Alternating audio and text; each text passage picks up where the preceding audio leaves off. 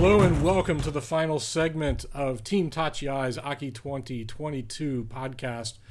We're going to talk about the upcoming tournament, and with me is our man in foreign lands, Josh. Say hello, Josh. Konnichiwa, Josh. Andy, say hello, Andy. Hello, Andy. All right, very good.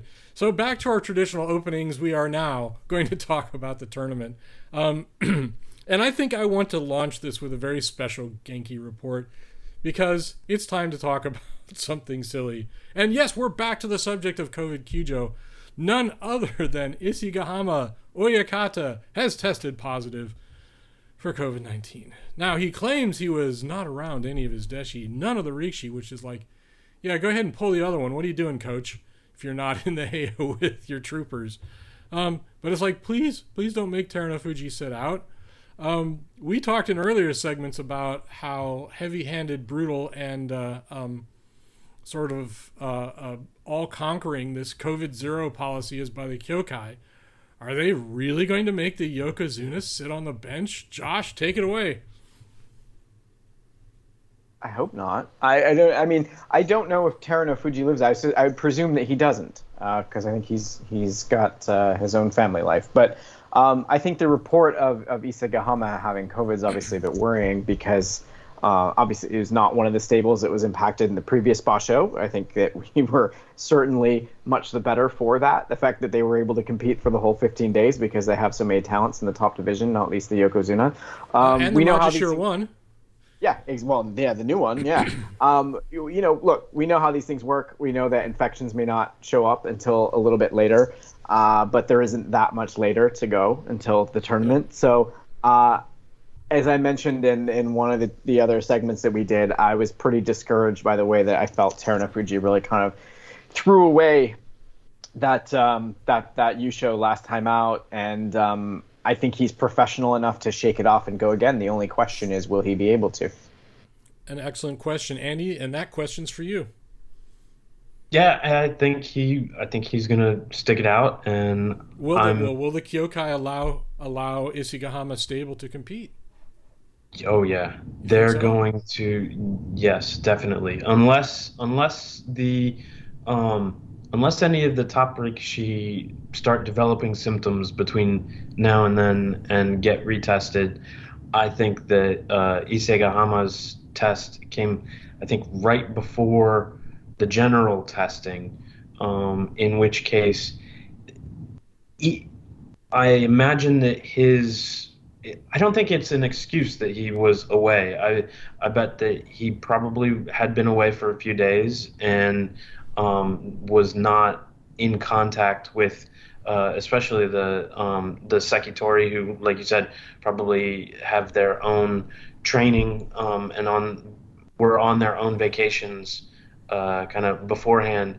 So I wouldn't be surprised if it takes COVID a couple of days in order to show up as a positive if anybody caught it. And so if somebody caught it, I bet that they were tested before they caught it. And so I think that unless anybody develops symptoms between now and then, they're not going to have any issues. And then if somebody does develop symptoms, even now, like the way that the CDC guidance is right now, we could still catch it now and be recovered in time to start next week. So I don't think that they're going to have any problems. And I think that there's a bit of a quiet opening with regard to the COVID testing. And I just think that the Kyokai is probably sliding more into we need to live with this than the COVID-0 policy that they had in the past when, and especially now that we've got the treatments and the tools and definitely a bit more of the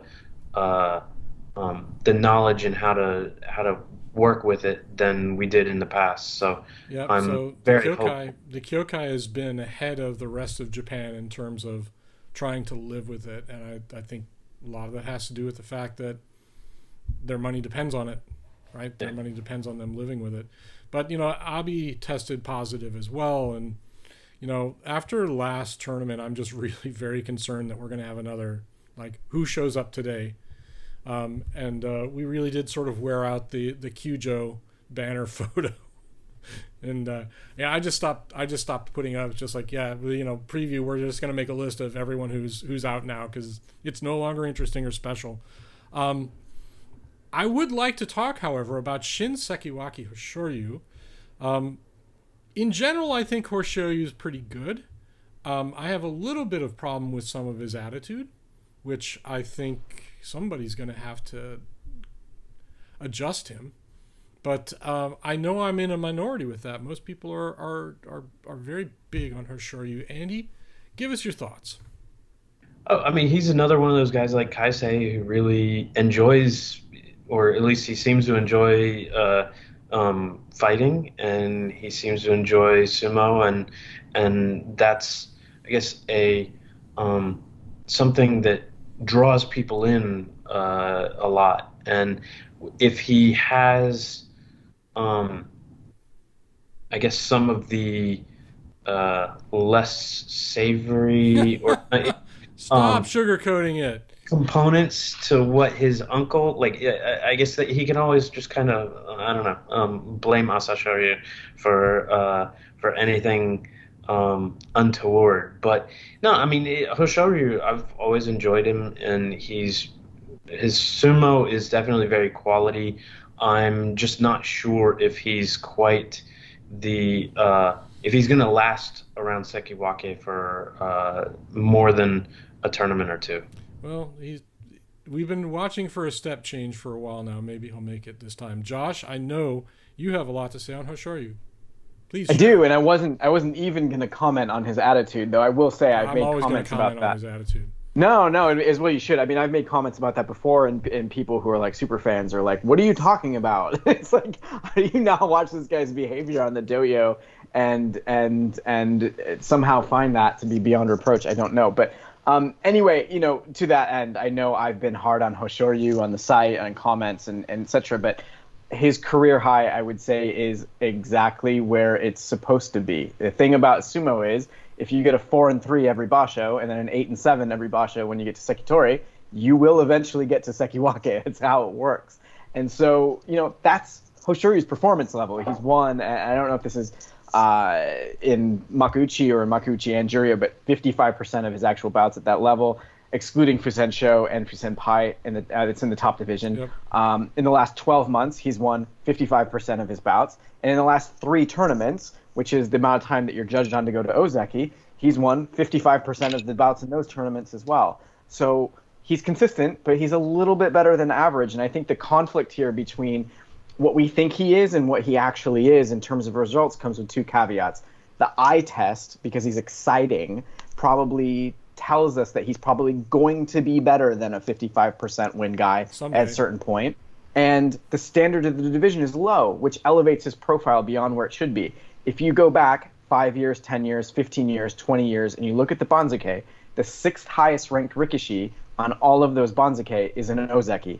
And so by nature of where sumo is as a sport, it looks like, he's further along in his development than where he is, and that's unfair to him, So it's a big leap up to go from the 55% win rate that he has now to the 70% win rate that you need to have to be able to take that next step and go to Ozeki over 3 tournaments. I think that he will eventually do it. The early indications, though, is that Yokozuna, like his uncle, is going to be a bridge too far. And the reason why I say that is if you look at the last several Yokozuna, you really only have Kakuryu, who took a really long time to get that win rate up to the level where you can say his development's aggressive compared to the pack. Yep. Kisano Sato took a long time to get there, but he moved very quickly in the beginning as he, got to Makuuchi at a very young age and moved up into Sanyaku at a very young age. So, it's interesting that Andy said what he said, because what I was going to close on here is if you were going to pick a name out of recent years that I think, based on his path right now, that his trajectory might follow, I think it's Goedo. And I think that, he may be someone who has a long run in Sanyaku where it takes him a long time to get up to Ozeki. He gets there, he's in contention for a few yusho, maybe he wins 1 or 2, and he does enough to hold on to the rank. I think he's a little bit above average results-wise, and his rank reflects that. So, and one of the key things that he seems to have a little bit more tools as far as the trips and some of the techniques. And so I guess I'm just curious about what will take him to the next level. Like you said, get him beyond the 55% to the 70%. I mean, that's a really very interesting stat that I kind of want to see how he pushes from, I guess, making the 8 and 7, getting to the 10 and 5s on a more consistent basis. He needs to go visit the weight room a lot, a couple times a day for about a year. He'll get there. His technique's good. His attitude sucks. He knows how to do excellent sumo. He needs overwhelming strength, right? And traditional training methods won't necessarily get you there, as evidenced by people like Terunofuji and Yoshikaze. Weight room, it's your friend. So let's go round one each and just talk about a couple of Rikshi. I know I mentioned him earlier in our podcast, but I'm going to say I actually think that this could be a bellwether tournament for Tobizaru. Is that he's unpredictable, right? He's not quite as unpredictable as Ura is, right? When people face Ura, they're like, I'm not going to get near you because God knows what you're about to do. Right? You can see everyone be completely hesitant and completely sort of like, nope, you're making not just the first move, the first 2 moves, and you're not grabbing anything on me, mister. But Tobizaru has shown an uncanny ability to think on his feet and to escape situations that, rival those of Shodai, except that Tobizaru is a little more consistent about it. I think that this could... I'm looking... And I don't know if this is going to be the tournament, but I am looking for him to have a step change breakout tournament where he becomes a Sanyaku fixture. And the fact that he's up at M1 now, and that everyone is in somewhat random condition, given both the fact that we had the first Jungyo in 3 years, wasn't it?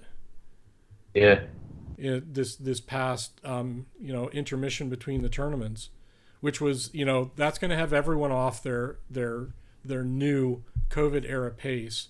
For some people it will have helped them. For other people it will cause them some difficulties. And the fact that a lot of people sat out and a lot of people are sort of not quite in their regular groove, we're going to see a lot of ring rust, I think. And I think that if Tobizaru comes in hot, he could get enough wins early that could get him into double digits and put him into Sanyaku for Kyushu. Andy, do you got someone you want to talk about on the Banzuke or on that you are going to be watching for this tournament? I think I'm particularly going to be watching Midorifuji because I guess the mirror image of or the mirror on the Banzuke of Tobizaru, because he's got a similar size and energy, but he's also got kind of a unique style that is not it's not as common, and so he's kind of an unknown quantity among the current Sanyaku, other than Hoshoryu and a couple of the others that he's already beaten, and so I'm pretty bullish on Midorifuji, although I'm watching Koto no Waka quite a bit because I think that long term he's got more of the staying power, and I think that hopefully we're going to see I guess quite a bit more development with Koto no Waka, but for this tournament in particular, I think Midorifuji is going to kind of be a very electric personality up there. All right, Josh. So who's the one person you're really going to be watching the closest this tournament? Well, I'm so happy that in our previous segment I completely dashed all of your hopes and dreams about the 2 Rikishi that you guys just selected. That's all right. I think well, we'll just stay on that thread. I think the Nagoya Basho was obviously disappointing for all of us, except for Ichinojo. But it was especially disappointing, I think, for Waka Takakage in the sense that, he now has to completely restart his Ozeki run from scratch. And, maybe, we see a situation where, there's a weak middle Basho in an Ozeki run where, someone goes like 12-8-12 or something like that. But he's not going to be able to start the run with the 8 wins that he had last time out. So he's going to have to completely go from scratch. He's going to be 28 after Kyushu, so he's really kind of coming into his peak right now. He has 6 kachi-koshi in a row coming into this tournament, ranked in arguably the most difficult area of the Banzuke. And he absolutely, I think, has the technique to go on and become an Ozeki and go to the next level. So it doesn't look like fitness is an issue. I know those guys have been hosting all kinds of people over at Arashi Obeya. And I think we have to say, all these guys who've come into the top division from that stable recently, they were there when Sokokurai took over. Yeah. But he has done an absolutely fantastic job of coaching these talents. And Waka Takakage, his brother, Wakamoto Haru, Kotokuzan, who dropped out of the top division. And it looks like they've got some interesting recruits as well. And I think, if Waka Takakage can just get that restarted, that would be, the cherry on the icing on the cake for those guys as they just continue to grow that story. I'm really glad you mentioned that. Is that Sokokurai's tenure as a coach and as a stable master just continues to pay off. The guy certainly knows how to run a stable. I'd like to bring up someone who's not in the top division yet. And that is dear old Asanoyama, who blew the doors off of Sandanmei, and rightly so. The guy's still an Ozeki. I felt bad for all of the lower rankers who got to face him. So after going 7-0 and basically beating anyone who decided they were bold enough to take the doyo against him, he's now at Makushita 15. And if he should go Zencho again, faces a decent chance of landing in Juryo for the fall. I don't know. I'm going to be watching this closely. I was last time. On one hand, the guy was a complete jerk for the way he handled himself. On the other hand, I'd like to see him make a comeback.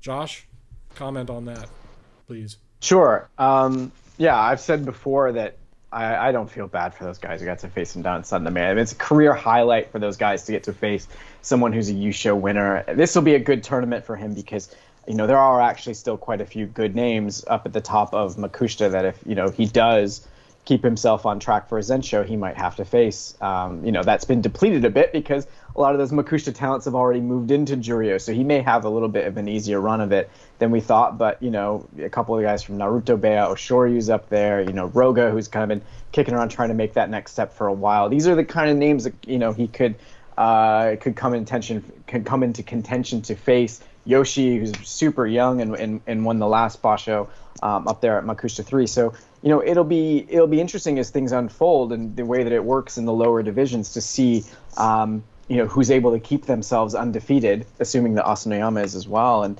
that he's able to come back. I think, as we've been talking about, at the start of this segment, this sort of expanded Sanyaku, there's a lot of guys who are at the top of the division right now, notably the two that you guys chose to follow for this tournament, who, in the absence of a force like Asanoyama, have the opportunity to go higher in the Banzuke than maybe they ordinarily would be able to.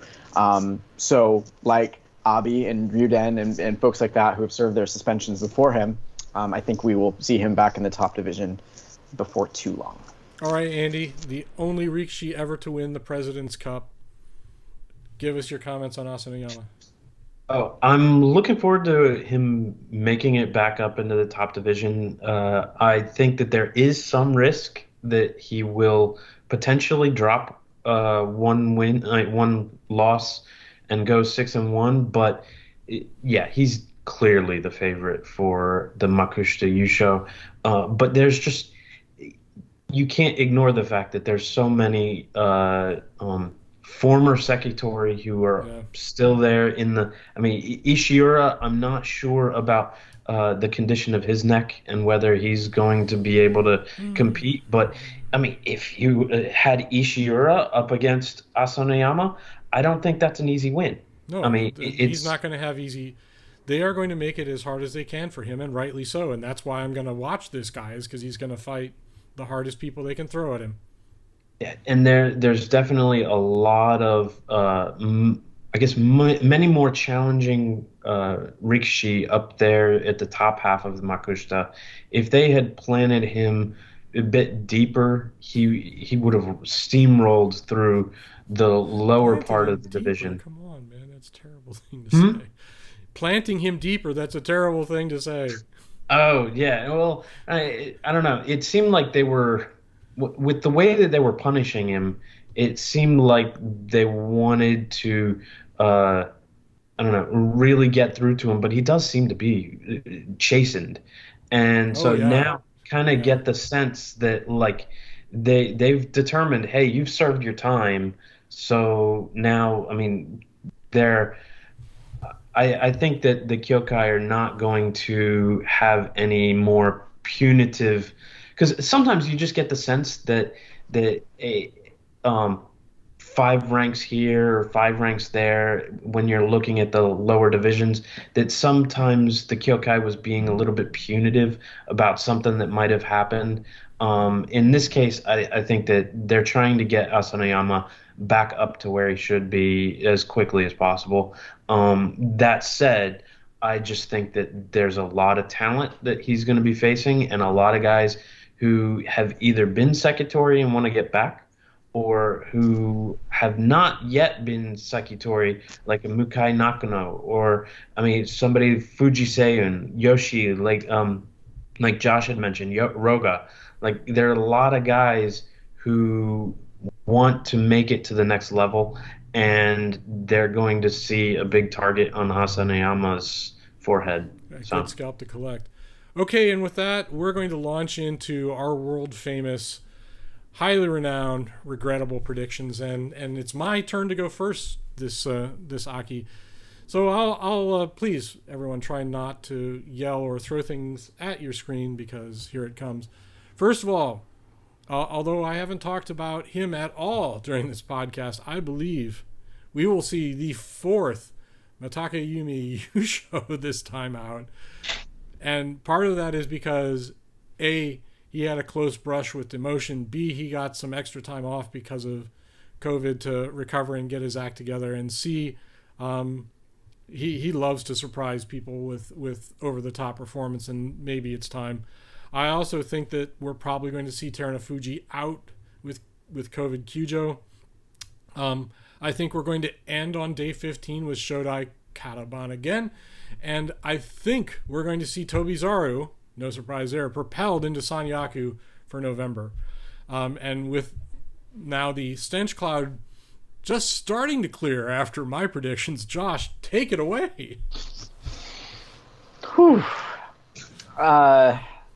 So I've got 3 names who I think will be in Yusho contention. They're all people that Bruce is a super fan of, and he's got tattoos of their Shikona in some unmentionable place. I gotta say, this just seems like a tournament. This is probably the thing that I'll be most wrong about, that the winner comes from outside the top 2 ranks. As you say, Bruce, Terunofuji, is he going to be able to be in it for the whole 15 days? For circumstances that are inside or outside of his control, it's tough to say. And I just can't trust a Nozeki. I haven't met an Nozeki in several years that I feel like I can trust. So from that perspective, you look at it, the upper Maegashira to me looked like a little bit of a mess. Ichinojo performed really well after 4-month layoff last time, and so that to me feels a little bit instructive, because the last time that we saw Bruce's favorite Takayasu after a 4-month break, he nearly won the Yusho, and he had some mental problems, it seemed like, that prevented him from doing that. He had some slips right at the end. So I think that he's going to have a big tournament, because we've talked about him before, and as I think, I don't know if it was you, Bruce, or if it was Andy, I think it was Andy, said, Ichinojo has the kind of body that takes that amount of time to be able to heal problems that haven't been able to heal before. We've seen that before with Takayasu and how much he's benefited from having that extra time off. So I think he will have a very big tournament. Yeah, you can't pick Takayasu though without hedging your bets. So I think I'm going to say that the other two names in the frame for me are Waka Takakage, who I obviously talked about before. I think he's going to restart it, and I think the other name, who I think has some unfinished business from the last Basho, is Koto no Waka, who was going really well. He was 7-3 when they pulled him out. He was right in the middle of the race. He's performed really strongly of late. And I think he has probably, if you look at all those guys in the upper Maegashira positions, probably one of the highest ceilings of any of them. So for me, if you look at, day 10 and all three of those guys are in the yusho race, I wouldn't be surprised at all. The great sumo cat of the Kokugi-kan smiles upon you, Josh. That was excellent. All right, Andy, you always deliver the what the hell was that? So we're standing by. Well, I was looking at Abi, but I'm not sure if he's even going to be able to compete. I really wanted, since he came back and served his time and came back up, he rose very, very quickly, and he's been able to stick around in the Sanyaku, even though it has been rather marginal performances at Sekitori, at Sekiwake and Komusubi. He had not pushed any of the double-digit wins, and so I had really been hoping he would be able to do that here, but given the COVID diagnosis, it's not even a sure thing that he's going to be able to compete. So my number 2 is really Takakesho. We've not heard anything from him in a while. I'm hesitant to really put any faith in Shodai on when he's not Kataban. Mitake Yumi, I still think he's not 100%. I mean, I think that he was impacted a little bit more by COVID than what we may know, because just how poorly he wrestled last time, and so I think that he may need another tournament in order to really get back into it, and so that's why I'm thinking Takakesho for the yusho. Great. All right, folks, there you have it. We're going to, of course, regret those within the first 4 days, if not sooner. And I thank you for following with us on our return to YouTube and to your podcast channels. This is Team Tachiai. Thank you, Josh. Thank you, Andy. And everyone, I'm Bruce Henderson, Associate Editor. When it's sumo, think Tachiai.